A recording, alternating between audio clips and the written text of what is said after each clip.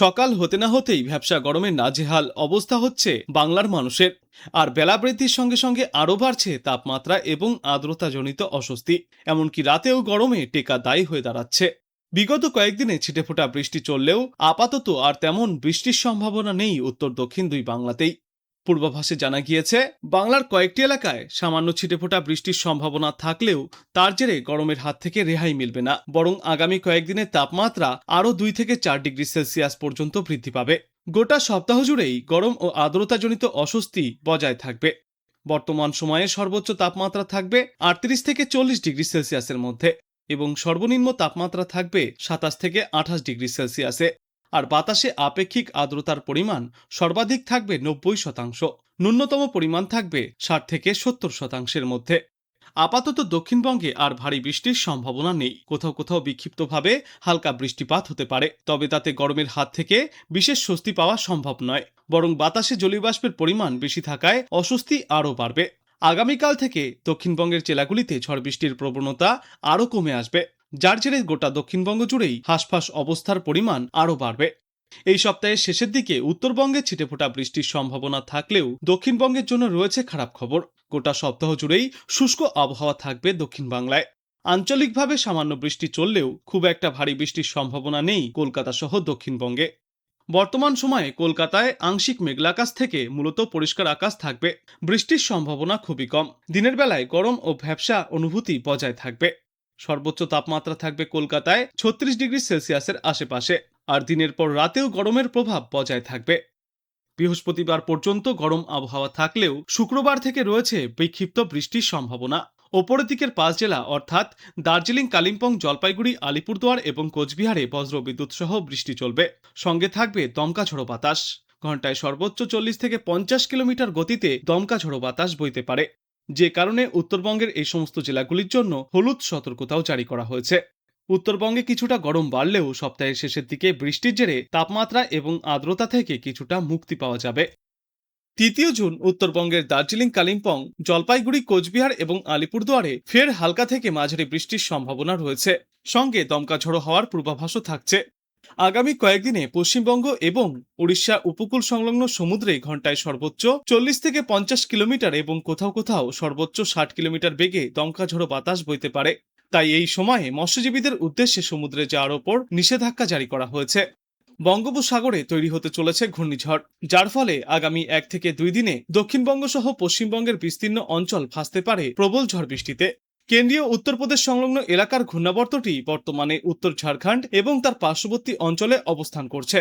একই সঙ্গে রয়েছে বায়ুর অনুকূল গতি প্রবাহ এবং বঙ্গোপসাগর থেকে প্রচুর পরিমাণে জলীয়বাষ্প প্রবেশ করছে বাংলায়, যে জন্যই একাধিকবার বাংলা সহ দেশের বিস্তীর্ণ এলাকায় দুর্যোগপূর্ণ আবহাওয়ার সৃষ্টি হচ্ছে। আবহাওয়া দপ্তরের নজর রয়েছে পূর্ব মধ্য বঙ্গোপসাগরের ওপরেও। সাগরে একটি নিম্নচাপ ক্রমশই শক্তি বাড়িয়ে ঘূর্ণিঝড়ে পরিণত হতে পারে, যার প্রভাব পড়ার সম্ভাবনা রয়েছে গোটা পূর্ব ভারতে। এই নিম্নচাপ ধীরে ধীরে শক্তি সঞ্চয় করে গভীর নিম্নচাপে পরিণতও হতে পারে। আবহাওয়া দপ্তরের যা পূর্বাভাস, তাতে সাগরে তৈরি হচ্ছে ঘূর্ণিঝড়ের অনুকূল পরিবেশ, যার প্রভাবে সমুদ্রপৃষ্ঠের উচ্চ তাপমাত্রা আর বায়ুমণ্ডলের অনুকূল পরিস্থিতির কারণে আগামী কয়েকদিনের মধ্যেই একটি নিম্নচাপ অঞ্চল গঠিত হতে পারে, যার ফলে বাংলা সহ গোটা দেশ জুড়েই আবহাওয়ায় দেখা যেতে পারে বড় পরিবর্তন। বিশেষজ্ঞরা জানিয়েছেন, বর্তমানে মধ্য পাকিস্তান থেকে অন্ধ্রপ্রদেশের উত্তর উপকূল পর্যন্ত একটি অক্ষরেখা বিস্তৃত রয়েছে, যা উড়িষ্যার দক্ষিণাংশের ওপর দিয়ে গিয়েছে। এর পাশাপাশি বাংলাদেশ এবং তার পার্শ্ববর্তী অঞ্চলের ওপর একটি ঘূর্ণাবর্তও অবস্থান করছে। তবে রবিবারের পর থেকে দক্ষিণবঙ্গে বৃষ্টির সম্ভাবনা অনেকটাই কমে আসবে। অন্যদিকে উত্তরবঙ্গে আগামী 4 জুন পর্যন্ত বৃষ্টিপাত বাড়ার সম্ভাবনা নেই, তবে 4 জুনের পর থেকে ফের একবার উত্তরবঙ্গেও একটানা ভারী বর্ষণ দেখা যাবে। কলকাতায় আপাতত বৃষ্টির সম্ভাবনা বেশ কম, তবে দক্ষিণবঙ্গের কিছু জেলায় রবিবার পর্যন্ত বিক্ষিপ্তভাবে বৃষ্টি চলবে। এদিন ঝাড়গ্রাম, পুরুলিয়া, বাঁকুড়া, বীরভূম, মুর্শিদাবাদ, পশ্চিম বর্ধমান এবং পূর্ব ও পশ্চিম মেদিনীপুরে হালকা বৃষ্টির পাশাপাশি ঘন্টায় সর্বোচ্চ 40 থেকে 50 কিলোমিটার গতিতে দমকা ঝোড়ো বাতাস বইতে পারে। এই সমস্ত জেলাগুলির জন্য ইতিমধ্যেই হলুদ সতর্কতাও জারি করা হয়েছে। দক্ষিণবঙ্গের বাদবাকি জেলাগুলিতেও হালকা বিক্ষিপ্ত বৃষ্টিপাত হতে পারে। তবে আগামী 48 ঘন্টায় দক্ষিণবঙ্গে কিছুটা দুর্যোগ কেটে যাওয়ার পর ফের একবার দক্ষিণবঙ্গের তাপমাত্রা 2 থেকে 4 ডিগ্রি সেলসিয়াস পর্যন্ত আরও বাড়তে পারে। কিন্তু এই গোটা সপ্তাহ জুড়েই বিক্ষিপ্তভাবে দিনের বিভিন্ন সময়ে বিক্ষিপ্ত বৃষ্টির সম্ভাবনা রয়েছে উত্তর দক্ষিণ দুই বাংলা জুড়েই।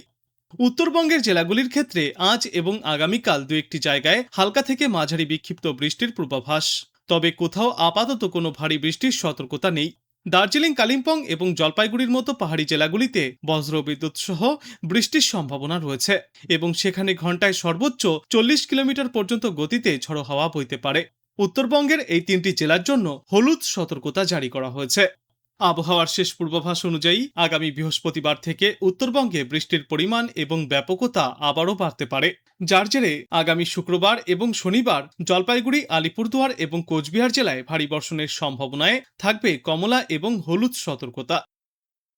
আজ বাংলাদেশ আবহাওয়া দপ্তর সূত্রে জানা যাচ্ছে, চট্টগ্রাম ও সিলেট বিভাগের কিছু কিছু জায়গায় এবং রাজশাহী, ময়মনসিংহ ও ঢাকা বিভাগের দু এক জায়গায় অস্থায়ীভাবে দমকা ঝড়ো হাওয়া সহ বজ্রবিদ্যুৎ চমকানো হালকা থেকে মাঝারি ধরনের বৃষ্টি বা বজ্রবৃষ্টিপাত হতে পারে।